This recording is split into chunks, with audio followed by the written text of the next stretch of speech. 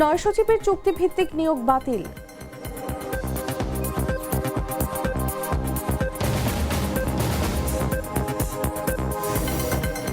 সেনাবাহিনীর ওপর গুলি, বান্দরবানে অস্ত্র গোলা উদ্ধার, আটক এক।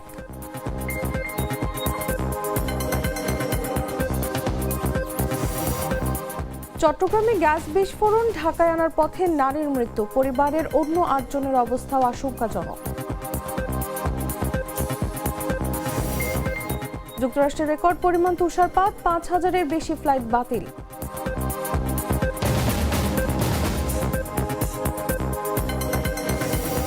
মহামেডানে নির্বাচনী হাওয়া, মঙ্গলবার থেকে মনোনয়নপত্র বিতরণ।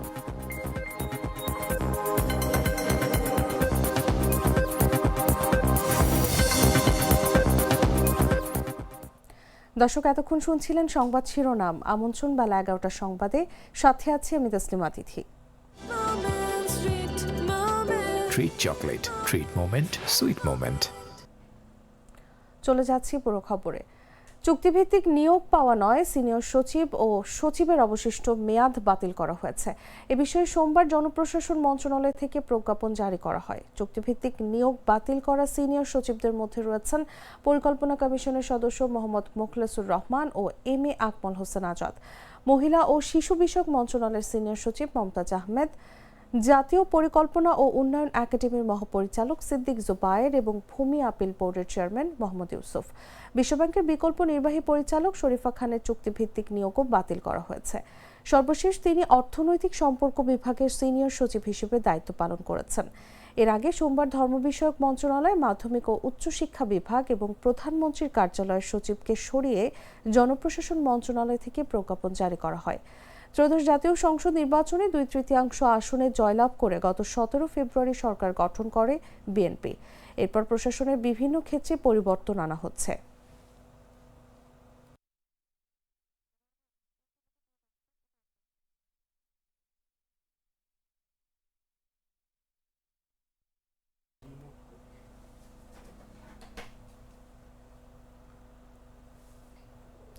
বান্দরবানের রোয়াংছড়ির মুরং বাজার এলাকায় জেএসএস এর সশস্ত্র দলের বিরুদ্ধে একটি সফল অভিযান পরিচালনা করেছে বাংলাদেশ সেনাবাহিনী। অভিযানে একটি সাবমেশিন গান সহ বিপুল পরিমাণ গোলা বারুদ উদ্ধার করা হয়েছে। আন্তঃবাহিনী জনসংযোগ পরিদপ্তরের পাঠানো এক সংবাদ বিজ্ঞপ্তিতে এই তথ্য জানানো হয়েছে। আইএসপিআর জানায়, অভিযান চলাকালে সেনা সদস্যরা সশস্ত্র সন্ত্রাসীদের দলটিকে অবৈধভাবে চাঁদা আদায়কালে শনাক্ত করতে সক্ষম হয়। পরিস্থিতি বিবেচনায় জেএসএস সদস্যরা পালানোর চেষ্টাকালে সেনাবাহিনীর টহল দলের ওপর গুলি চালায়। সেনাবাহিনীর টহল দল পাল্টা গুলিবর্ষণ করে তাদের ধাওয়া করে। প্রাথমিকভাবে সন্ত্রাসীরা একটি স্কুল ঘরে আশ্রয় নেওয়ার চেষ্টা করে এবং এক পর্যায়ে সেখান থেকে পালিয়ে যায়। এই অভিযানে সেনা টহল দল ঘটনাস্থল তল্লাশি চালিয়ে ইউনিফর্ম পরিহিত লামংনু মার্মা নামক একজন সশস্ত্র জেএসএস সদস্যকে অস্ত্র, গোলাবারুদ সহ গুলিবিদ্ধ অবস্থায় উদ্ধার করে। অভিযান শেষে ঘটনাস্থল থেকে একটি submachine gun, ১৪৩ round SMG ammunition, ১১৪ round পিস্তলের অ্যামুনিশন, ৫ রাউন্ড ব্ল্যাক অ্যামুনিশন, ২টি অস্ত্রের ম্যাগাজিন এবং অন্যান্য সরঞ্জাম উদ্ধার করা হয়।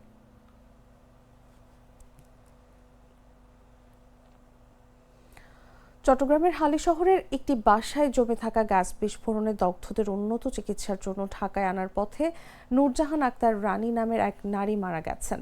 তার শরীরের শতভাগ দগ্ধ হয়েছিল বলে চিকিৎসক জানিয়েছেন। চট্টগ্রাম মেডিকেল কলেজ হাসপাতাল থেকে সোমবার সন্ধ্যায় দগ্ধ ৯ জনকে ঢাকায় জাতীয় বার্ন অ্যান্ড প্লাস্টিক সার্জারি ইনস্টিটিউটে আনা হয়।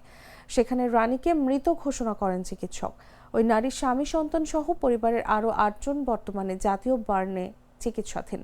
জাতীয় বার্নের চিকিৎসকরা জানিয়েছেন, দগ্ধ সবার অবস্থা আশঙ্কাজনক। তাদের মধ্যে কয়েকজনকে আইসিইউতে নেওয়া হয়েছে, অন্যদেরও নেওয়া হতে পারে। সোমবার ভোর ৫টার দিকে হালি শহরের এইচ ব্লকের হালিমা মঞ্জিল নামের একটি ভবনের ৩য় তলায় ভয়াবহ এই বিস্ফোরণের ঘটনা ঘটে। এর পরপরই আগুন ধরে যায়। প্রতিবেশীরা জানান, শরীরে আগুন নিয়ে ওই পরিবারের সদস্যরা একে একে সবাই ঘর থেকে বের হয়ে আসেন। বিস্ফোরণের সময় তারা সেহরি করছিলেন। পরে দগ্ধ অবস্থায় তাদের চট্টগ্রাম মেডিকেল কলেজ হাসপাতালের বার্ন ইউনিটে নেওয়া হয়। এরপর উন্নত চিকিৎসার জন্য আনা হয় ঢাকার জাতীয় বার্ন অ্যান্ড প্লাস্টিক সার্জারি ইনস্টিটিউটে। তারা সবাই জরুরি বিভাগে ভর্তি আছেন।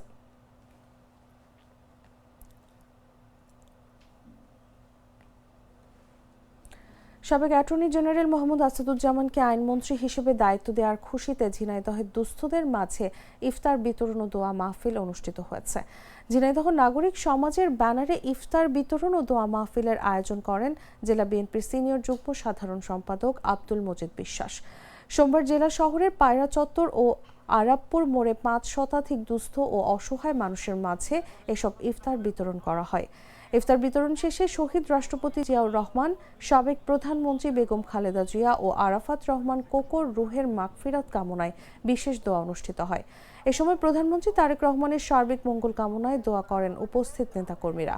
একই সঙ্গে ঝিনাইদহ 1 আসন থেকে নির্বাচিত সংসদ সদস্য অ্যাডভোকেট মোহাম্মদ আসাদুজ্জামান আইনমন্ত্রী হিসেবে মনোনীত হওয়ায় সরকারের প্রতি ঝিনাইদহের নাগরিক সমাজের পক্ষ থেকে কৃতজ্ঞতা জানানো হয়। রোজকার সাধারণ খাবার এখন হবে অসাধারণ। প্রাণ স্বাদের মশলা, স্বাদ বাড়ায়, ঘ্রাণ ছড়ায়। বাগেরহাট বিসিক শিল্পনগরী 1996 সালে শহরের ভৈরব নদের পাশে প্রায় 19.30 একর জমির উপর গড়ে তোলা হয়। এই শিল্পনগরীতে 119টি প্লট রয়েছে, যার প্রতিটি বরাদ্দ নিয়েছেন ব্যবসায়ীরা। গড়ে তুলেছেন 52টি শিল্প কারখানা। বর্তমানে মিলগুলো বন্ধ থাকায় ধীরে ধীরে নষ্ট হচ্ছে ভেতরের যন্ত্রপাতি। 2-4টি ধুকে ধুকে টিকে থাকলেও লোকসানে সেগুলোও বন্ধের উপক্রম। কর্মসংস্থান হারিয়ে ভিন্ন পেশায় যেতে বাধ্য হয়েছেন হাজারো শ্রমিক।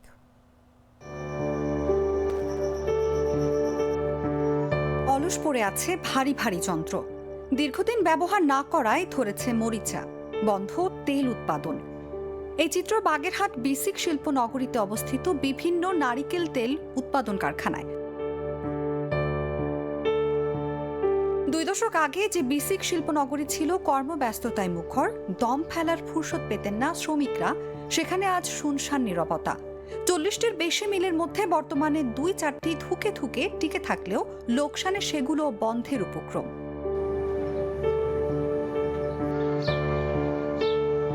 মিলগুলো বন্ধ থাকায় ধীরে ধীরে নষ্ট হচ্ছে ভেতরের যন্ত্রপাতি, বেকার হয়ে পড়ছে শ্রমিকেরা।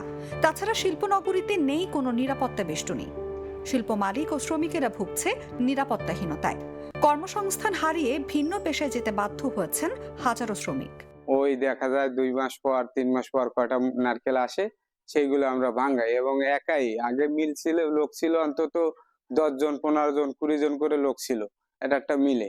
এখন লোক আছে সারা বাড়ি, আমি একা, মানে মিস্ত্রি হিসেবে কাজ করি, আবার অন্য সাইডেও করি। যখন মিল বন্ধ থাকে তখন মহাজনের অন্য সাইডে বাসা, অনেক কাজ কাম আছে, সেইগুলো করি। ব্যবসায়ীরা বলছেন বিসিকে অবকাঠামোর যে উন্নয়ন প্রয়োজন সেটা নেই।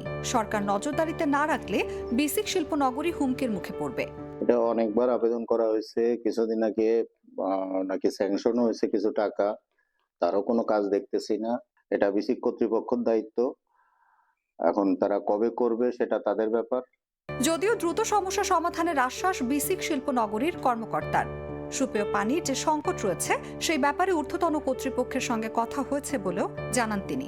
এই বাগেরহাটের নারকেলের উপরে ভিত্তি করে কিন্তু বাগেরহাটে অনেকগুলো নারকেল তেলের মিল গড়ে উঠেছে এবং শিল্পনগরীতে বেশ কিছু ফ্যাক্টরি গড়ে উঠেছিল এই নারকেল তেলের উপরেই ভিত্তি করে। কিন্তু বর্তমানে আমাদের নারকেল তেলের যে ফ্যাক্টরি গুলো আছে এগুলো একটু আসলে কঠিন সময় পার করছে, কারণ আমাদের নারকেলের উৎপাদন সেই আগের তুলনায় অনেক কমে গিয়েছে এবং নারকেলের যে দাম এবং উৎপাদন খরচের সাথে আসলে তারা সমন্বয় করতে গিয়ে হিমশিম খেয়ে যাচ্ছেন। সেই সঙ্গে নিরাপত্তার জন্য প্রতিনিয়ত আইন শৃঙ্খলা বাহিনীর সঙ্গে যোগাযোগ হচ্ছে বলেও জানান এই কর্মকর্তা। নিউজ ডেস্ক, জাগো নিউজ।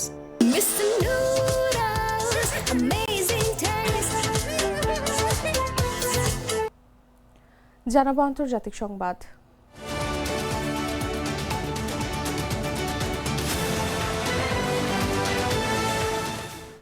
যুক্তরাষ্ট্রের পূর্ব উপকূলে স্থানীয় সময় সোমবার একটি বড় ঝড় আঘাত এনেছে। এতে রেকর্ড পরিমাণ তুষারপাত হয়েছে এবং লাখ লাখ ফ্লাইট বাতিল হয়েছে। জাতীয় আবহাওয়া পরিষেবা জানিয়েছে রোডে আইল্যান্ড এবং ম্যাসাচুসেটসের কিছু অংশে প্রায় 37 ইঞ্চি তুষারপাত হয়েছে। এর মধ্যে নিউ ইয়র্ক সিটির সেন্ট্রাল পার্কে 19 ইঞ্চিরও বেশি তুষারপাত হয়েছে। একটি রাষ্ট্রীয় সংস্থা সতর্ক করে দিয়েছে যে নিউ ইয়র্কে ভ্রমণ পরিস্থিতি প্রায় অসম্ভব হয়ে উঠেছে। পূর্ব উপকূলে 6 লাখের বেশি বাড়ি এবং ব্যবসা প্রতিষ্ঠান বিদ্যুৎ বিভ্রাটের মধ্যে পড়েছে, যার মধ্যে নিউ জার্সি এবং ম্যাসাচুসেটস সবচেয়ে বেশি ক্ষতিগ্রস্ত হয়েছে। শীতকালীন ঝড়ের সতর্কতা উত্তর ক্যারোলিনা থেকে উত্তর মেইন পর্যন্ত বিস্তৃত করা হয়েছে। পূর্ব কানাডার কিছু অংশেও সতর্কতা জারি করা হয়েছে বলে জানা গেছে। জাতীয় আবহাওয়া পরিষেবার তথ্য অনুসারে মঙ্গলবার সকালের দিকে উত্তর পূর্ব উপকূল রেখার কাছাকাছি কিছু এলাকায় মোট 1 ফুট থেকে 2 ফুট তুষারপাতের আশঙ্কা করা হচ্ছে।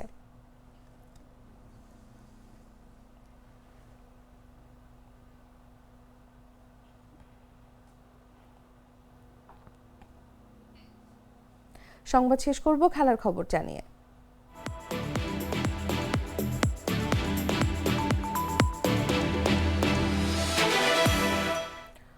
মোহামেডান স্পোর্টিং ক্লাব লিমিটেডের নির্বাচন হয়েছিল 2021 সালের 6 মার্চ। কমিটির মেয়াদ 2 বছরের। সেই হিসেবে নির্বাচনহীন কেটে গেছে আরও 3 বছর। আদালতে একটি মামলা থাকায় দেশের ঐতিহ্যবাহী ক্লাবটি নির্ধারিত সময়ের মধ্যে নির্বাচন করতে না পারায় এই বিলম্ব। আদালতে ক্লাবটিকে বছরের 16 মার্চের মধ্যে নির্বাচন আয়োজনের নির্দেশনা দিয়েছেন। সেই প্রেক্ষিতে ক্লাবটি আগামী 9 মার্চ বার্ষিক সাধারণ সভা ও নির্বাচনের তারিখ ঘোষণা করেছে। সুপ্রিম কোর্ট আইনজীবী ব্যারিস্টার রুহুল কুদ্দুস কাজলকে প্রধান করে ঘোষিত ক্লাবের নির্বাচন কমিশন 10 ফেব্রুয়ারি ভোটের দিনক্ষণ ঠিক করে তফসিল ঘোষণা করেছিলেন। সোমবার ক্লাবের মতিঝিলস্থ অডিটোরিয়ামে সংবাদ সম্মেলন করে এজিএম ও নির্বাচনের বিষয়ে বিস্তারিত তুলে ধরে ব্যারিস্টার রুহুল কুদ্দুস কাজল। নতুন পরিচালনা পর্ষদ নির্বাচনে ভোটার 371 জন, 3 জন দাতা সদস্য, স্থায়ী সদস্য 368 জন। 17 সদস্যের পরিচালনা পর্ষদে পরিচালক পদ 16টি এবং একজন সভাপতি থাকবেন। মঙ্গলবার ও বুধবার মনোনয়নপত্র বিতরণ করা হবে। 1 মার্চ প্রার্থীরা মনোনয়নপত্র জমা দেবেন। 3রা মার্চ মনোনয়নপত্র যাচাই বাছাই, আপত্তি ও প্রত্যাহারের পর 4 মার্চ চূড়ান্ত প্রার্থী তালিকা প্রকাশ করা হবে। এরপর 9 মার্চ ঢাকা ক্লাবে হবে ভোট গ্রহণ।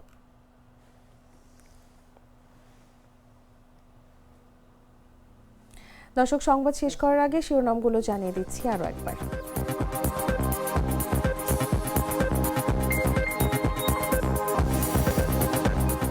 নয় সচিবের চুক্তিভিত্তিক নিয়োগ বাতিল।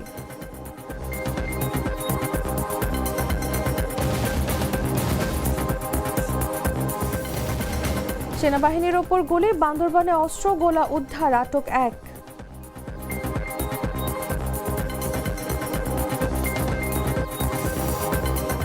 চট্টগ্রামে গ্যাস বিস্ফোরণ, ঢাকায় আনার পথে নারীর মৃত্যু, পরিবারের অন্য 8 জনের অবস্থাও আশঙ্কাজনক।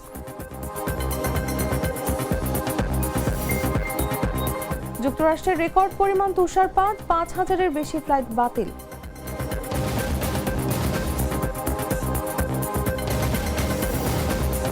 এবং মোহামেডানে নির্বাচনী হাওয়া, মঙ্গলবার থেকে মনোনয়নপত্র বিতরণ।